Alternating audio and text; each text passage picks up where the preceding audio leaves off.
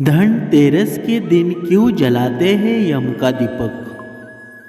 इस बार धनतेरस पर्व 10 नवंबर को है। इस दिन कुछ ना कुछ खरीदने की परंपरा है, लेकिन क्या आप जानते हैं कि इस दिन इस परंपरा के अलावा एक और परंपरा यानी कि यमराज को दीपदान करने का भी निर्विघ्न किया जाता है। पुराणों के अनुसार धनतेरस के दिन ऐसा करने से अकाल मृत्यु का भय खत्म हो जाता है। पूरे वर्ष में एकमात्र यही वह दिन है जब मृत्यु के देवता यमराज की पूजा दीपदान करके की जाती है। हालांकि कुछ लोग नरक चतुर्थी यानी कि छोटी दीपावली के दिन दीप भी दीपदान करते हैं। स्कंद पुराण में धनतेरस को लेकर एक श्लोक मिलता है।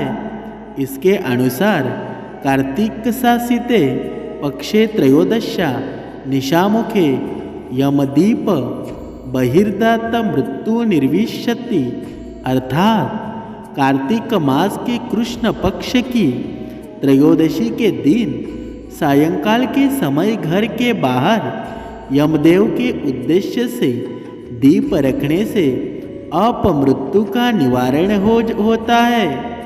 वही पद्म पुराण के अनुसार कार्तिक सासियते पक्षे त्रयोदशा तु पावके यमदीप बहिर्दया मृत्यु विनर्शति, अर्थात कार्तिक मास के कृष्ण पक्ष की त्रयोदशी को घर से बाहर यमराज के लिए दीप देना चाहिए। इससे मृत्यु का नाश होता है। देश के अधिकांश भागों में यम के नाम पर दीपदान की परंपरा है। दीपावली के 2 दिन पूर्व धन्वंतरी त्रयोदशी के सायंकाल मिट्टी का कोरा दीपक लेते हैं। उसमें तिल का तेल डालकर नवीन रूप की बत्ती रखते हैं और फिर उसे प्रकाशित कर दक्षिण की तरह मुंह करके मृत्यु के देवता यम को समर्पित करते हैं। तत्पश्चात इस दरवाजे के बगल में अनाज की ढेरी पर रख देते हैं। प्रयास यह रहता है कि यह रात भर जलता है, बुझे नहीं, क्योंकि प्रकाशित करते हैं ये दीपक। क्या है इसका रहस्य? इस संबंध में एक रोचक और सुंदर पुराण कथा मिलती है। कहते हैं बहुत पहले हंसराज नामक एक प्रतापी राजा था। एक बार वह अपने मित्रों और सैनिकों को और अंगरक्षकों के साथ जंगल में शिकार खेलने गया। संयोग से राजा सबसे पिछुड़कर अकेला रह गया और भटकते हुए एक अन्य राजा हेमराज के राज्य में पहुंच गया। हेमराज ने थके हारे हंसराज का भव्य स्वागत किया। उसी रात हेमराज के यहाँ पुत्र जन्म हुआ। इस खुशी के अवसर पर हेमराज ने राजकीय उत्सव में सम्मिलित होने के लिए आग्रह के साथ हंसराज को कुछ दिनों के लिए अपने यहाँ रोक लिया। बच्चों के 6वीं के दिन एक विचित्र घटना घटी। पूजा के समय देवी प्रकट हुई और बोली, आज इस शिशु की जो इतनी खुशियाँ मनाई जा रही है, यह अपने विवाह के 4थे दिन मृत्यु को प्राप्त हो जाएगा। इस भविष्यवाणी से सारे राज्य में शोक छा गया। हेमराज और उसके परिजनों पर तो वज्रपात ही हो गया। सबके सब स्तब्ध रह गए। इस शोक के समय हंसराज ने राजा हेमराज और उसके परिवार को ढांढस दिया, मित्र, आप तनिक भी विचलित ना हो। इस बालक की मैं रक्षा करूँगा। संसार की कोई भी शक्ति इसका बाल बाका भी नहीं कर सकेगी।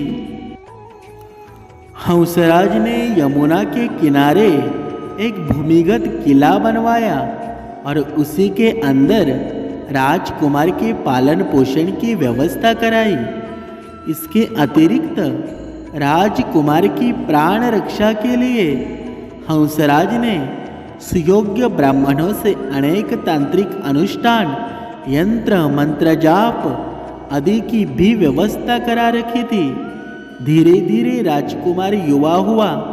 उसकी सुंदरता एवं तेजस्विता की चर्चा सर्वत्र फैल गई।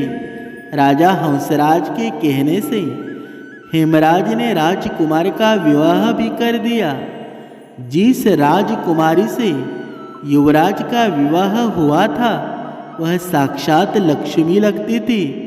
ऐसी सुंदर वर वधू की जोड़ी जीवन में किसी ने ही देखी थी। विधि का विधान।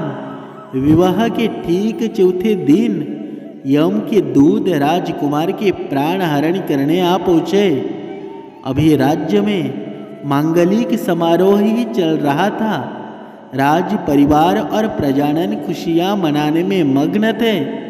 राजकुमार और राजकुमारी की छवि देखकर यमदूत भी विचलित हो उठे, किंतु राजकुमार के प्राण हरण का अप्रिय कार्य उन्हें करना ही पड़ा। यमदूत जिस समय राजकुमार के प्राण लेकर चले उस समय ऐसा हाहाकार मचा और दारुण दृश्य उपस्थित हुआ जिससे द्रवित होकर दूध भी स्वयं रोने लगे। इस घटना के कुछ समय पश्चात एक दीन यमराज ने प्रसन्न मुद्रा में अपने दूतों से पूछा, दूतों, तुम सब अनंत काल से पृथ्वी के जीवों का प्राण हरण करते आ रहे हो। क्या तुम्हें कभी किसी जीव पर दया आई है और मन में यह विचार उठा है कि इसे छोड़ देना चाहिए? यम के दूत एक दूसरे का मुंह देखने लगे। यमराज ने उनके संकोच को भाप कर उन्हें उत्साहित किया। जिसको मत अगर ऐसा प्रसंग आया हो तो निर्भय होकर बताओ। इस पर एक दूत ने सिर झुकाकर निवेदन किया, मृत्युदेव, ऐसे प्रसंग तो कम ही आए हैं, किंतु एक घटना अवश्य हुई है जिसकी स्मृति मुझे आज भी विहल कर देती है।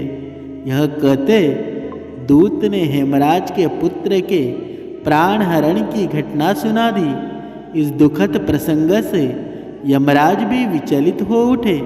इसे लक्ष्य करके दूत बोला, नाथ, क्या कोई ऐसा उपाय नहीं है जिससे इस प्रकार की अकाल मृत्यु से प्राणियों को छुटकारा मिल जाए? इस पर यमराज ने कहा, जीवन और मृत्यु सृष्टि का अटल नियम है तथा इसे बदला नहीं जा सकता, किंतु धनतेरस को पूरे दिन का व्रत और यमुना में स्नान कर धन्वंतरि और यम का पूजन दर्शन अकाल मृत्यु से बचाव कर सकता है। यदि यह संभव न हो तो भी संध्या के समय घर के प्रवेश द्वार पर यम के नाम का एक दीपक प्रज्वलित करना चाहिए। इससे असामयिक मृत्यु और रोग से मुक्त जीवन प्राप्त किया जा सकता है। इसके पश्चात से ही धनतेरस के दिन धन्वंतरि के पूजन और प्रवेश द्वार पर यम की दीपक प्रज्वलित करने की परंपरा है।